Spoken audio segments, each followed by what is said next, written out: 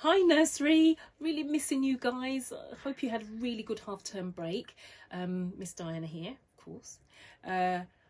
Miss Jarman's asked me to read to you today, and I've decided to read a book that I got from Australia, that's come all the way from Australia, and this book is called The Koala Who Could.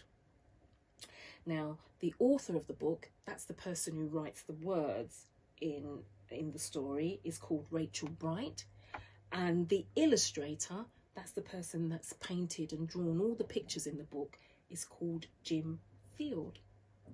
So I hope you enjoy it. In a wonderful place at the breaking of dawn, where the breezes were soft and the sunshine was warm, a place where the creatures ran wild and played free, a koala called Kevin clung to a tree.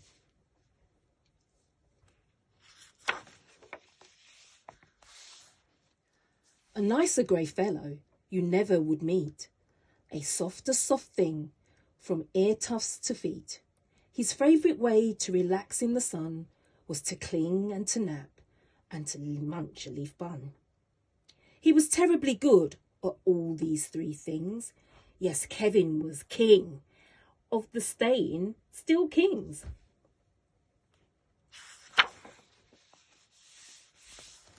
You see, high up was safe, since he liked a slow place, while the ground down below seemed a frightening place. Too fast, too loud, too big, too strange. Nope, Kevin preferred not to move nor to change.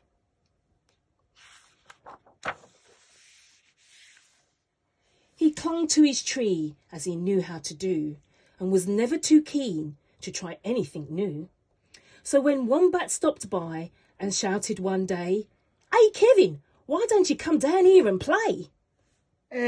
I think he replied, I should stay on my plant. I'm busy right now. No, I'm sorry, I can't.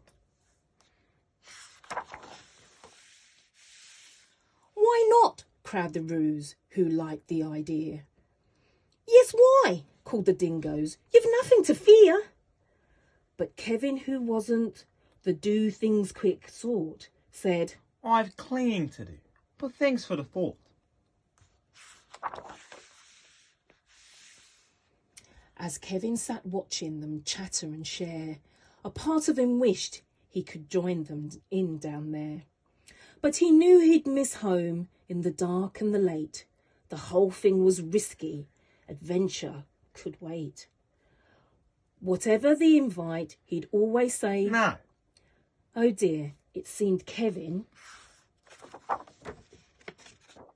just couldn't let go.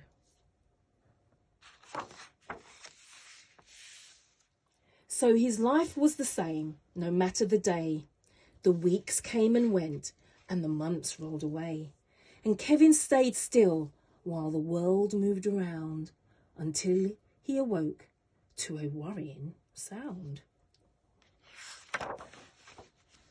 Tap, tap. The sound went. Well, this was a blow. Tap, tappity, tap, tap, tap, tap. Oh no! Uncling, the crowd called that had gathered below. Leap and we'll catch you. Just let yourself go. But Kevin was scared. Let go? No, I shan't. I won't. Clung on Kevin. Oh dear, I just can't. Down came the tree with a cracking and pinging crash and a wallop, with Kevin still clinging.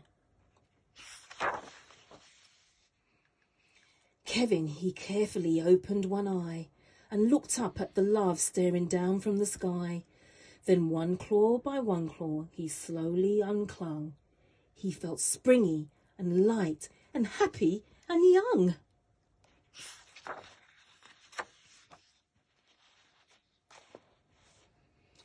The worst he could think of had now come to pass, and he was just fine. Why, he felt quite first class. So when Wombat held out a most welcoming paw, Kevin, he didn't hold back any more.